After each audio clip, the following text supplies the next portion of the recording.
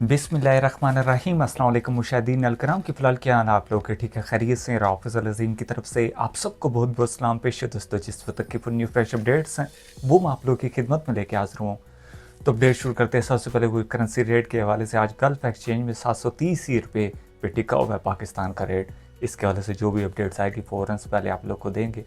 बात करते दीगर खबरों के हवाले से बात करते हैं। सबसे पहले कुछ मौसमियात के हवाले से मौसम की खबरें। सल्तनत के अंदर कहीं पर ठंडी ठंडी टेम्परेचर्स डाउन है और कहीं पर अभी भी दिन के बाद खासतौर पर गर्म है, क्योंकि आप लोग देख सकते हो मान की CAA की तरफ से इस ट्रेड में शाया की गई। इसके मुताबिक कुछ टेम्परेचर्स बताए गए हैं। इन टेम्परेचर्स की मुकम्मल तफसीलात क्या है आप लोग देखिए मेरी स्क्रीन के ऊपर। आप लोग देख सकते हैं एक जानिब ज़्यादा से ज़्यादा दर्जा हरारत मौजूद है सल्तनत ओमान के, और एक जानिब कम से कम दर्जा हरारत मौजूद है। और जो रेड पट्टी के अंदर लिखे हुए आप लोग देख सकते हैं फहूद में 30.5 डिग्री सेंटीग्रेड रिकॉर्ड किया गया है, महूद में 30.2 डिग्री सेंटीग्रेड, और भी दीगर आप लोग देख सकते हैं जितने शहरों के अंदर जो टेम्परेचर्स हाई हैं, यानी कि ज़्यादा हाई नहीं है। यानी सर्दियों के मौसम के अंदर दूसरी जानिब आप लोग देख सकते हैं जो टेम्परेचर जबल शम्स के अंदर 6.2 डिग्री सेंटीग्रेड, यानी कि काफ़ी सर्दी है। स्वैक में 8.2 डिग्री सेंटीग्रेड यहाँ पर भी काफ़ी, और मक्शन जो कि आ जाता है दफार रीजन के अंदर वहाँ पर भी 12.4 डिग्री सेंटीग्रेड, और भी दीगर आप लोग देख सकते हैं तमरीत वगैरह के अंदर टेम्परेचर्स काफ़ी डाउन है। तो यानी कि सल्तनत ऑफ ओमान के अंदर सर्दियों के मौसम के अंदर यानी कि टेम्परेचर रात के बहुत ज़्यादा डाउन हो रहे हैं। तो इस चैंक तुम आप लोग को यही कहेंगे कि बाहर आप लोग निकलते हैं तो कोई जैकेट वगैरह पहनकर मुंह वगैरह को ढांप कर कहीं सर्दी वगैरह ना लग जाए, जो भी ऊपर वाले एरिया इंटीरियर एरियाज़ में ख़ास तौर पर रहते हैं। तो अल्लाह ताला से दुआ करते हैं अल्लाह ताला खैर का रहमत का मौसम रहे सल्तनत ऑफ ओमान के पूरे दुनिया ज़माने के अंदर, आमीन इंशाअल्लाह। बात करते हैं कुछ कोरोना वायरस के हवाले से। 225 दिनों के बाद इंडिया के अंदर दोबारा से केसेस के अंदर सबसे ज़्यादा इजाफा हुआ है। आप लोग देख सकते हैं स्टेट में शाया की गई, यानी कि एक दिन के अंदर 225 दिनों के बाद सबसे ज़्यादा केसेस आए हैं। बताया जाता है पिछले 24 घंटों के दौरान इंडिया में 743 नए मामले आए हैं कोरोना वायरस के, और इसके अलावा 7 पर्सनस की डेथ भी हुई है। और डेथ जो है सिर्फ केरला स्टेट में नहीं हुई, और भी दीगर जगहों पे और भी सिटीज़ के अंदर अब केसेस भी आ रहे हैं और डेथ्स भी आ रही हैं। तो यानी कि हिंदुस्तान के अंदर हमेशा की तरह केसेस के अंदर सबसे ज़्यादा इजाफा है।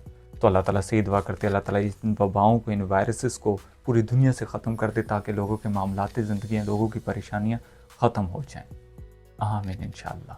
अब बात करते हैं कुछ दुनिया की आबादी के हवाले से। 2023 के अंदर रिकॉर्ड इजाफा हुआ है पूरी दुनिया की आबादी के अंदर, और पूरा ग्राफी आप लोग देख सकते हैं स्टेटमेंट के अंदर बताया गया है कि पूरे वर्ल्ड के अंदर आबादी तकरीबन 75 मिलियन के करीब 2023 के अंदर बढ़ी, और इसके हवाले से मुकम्मल तफसीलात बताई गई है। आप लोग देखें मेरी स्क्रीन के ऊपर। बताया जाता है कि पूरी दुनिया के अंदर 7,51,62,541 नई पैदाइश हुई है पूरी दुनिया के अंदर, और पूरी दुनिया की टोटल आबादी 8,19,08,76,189 हो चुकी है। इसके अलावा पैदाइश और मरने वाले लोगों के हवाले से ग्राफ ये बताया गया है कि आधे से ज़्यादा है, यानी कि 4.3 लोग पैदा हुए हैं, और इसके मुकाबले में 2% की डेथ हुई है। तो यानी कि 2023 के अंदर रिकॉर्ड इजाफा हुआ है, और अगले साल और भी ज़्यादा मजीद बताया जाता है कि आबादी होगी। तो यानी कि वर्ल्ड पॉपुलेशन बढ़ रही है, तो इससे लाजमी ग्लोबल वार्मिंग भी बढ़ेगी। तो अल्लाह ताला से दुआ करते हैं अल्लाह ताला खैर वाफियत रखे तमाम जानिब, आमीन इंशाअल्लाह। अब आप लोग को एक हैरत अंगेज़ खबर से आगाह करेंगे। आप लोग देख सकते हैं पैनल पर ये स्टेटमेंट शाया की गई है।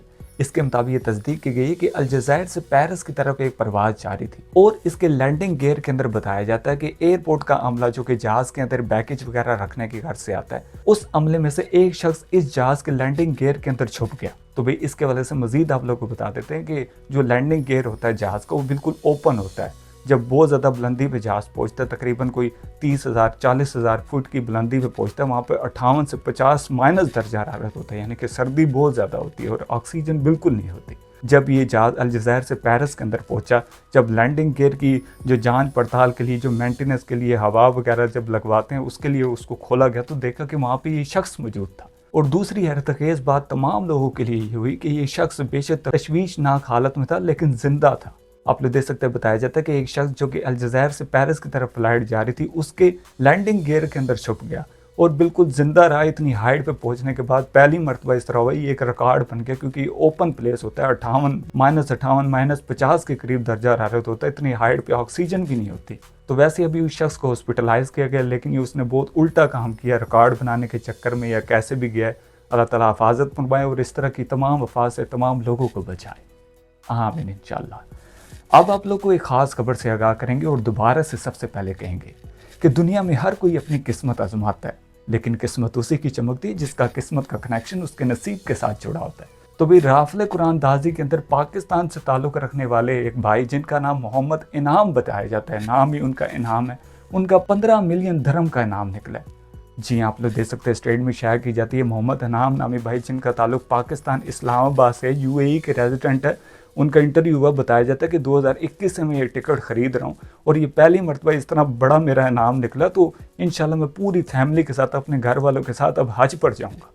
जी हाँ, बताया जाता है कि 15 मिलियन यानी कि ओमानी तकरीबन 1.5 लाख रियाल का इनाम, और अगर पाकिस्तानी देखे जाए तो 10 करोड़ तकरीबन 90 लाख के करीब जो है उसका चेकपॉट इस तरह निकला है। तो भाई इस चाय के थ्रू हम मोहम्मद इनाम नामी भाई जिनका इनाम लिखना है, इस्लामाबाद से ताल्लुक़ है, उनको बहुत ज़्यादा मुबारकबाद पेश करते हैं और फ्यूचर में इनके लिए नेक तमन्नाओं के ख्वाहिशमंद है। वाकई में अल्लाह जिसको जहाँ से चाहे छप्पड़ फाड़ करते। यही तमाम इस वक्त की अपडेट्स हैं। राफ़िज़ अल अज़ीम को दीजिए इजाज़त, हंसते बसते रहे इंशाअल्लाह अज़्ज़ वजल। अल्लाह हाफ़िज़।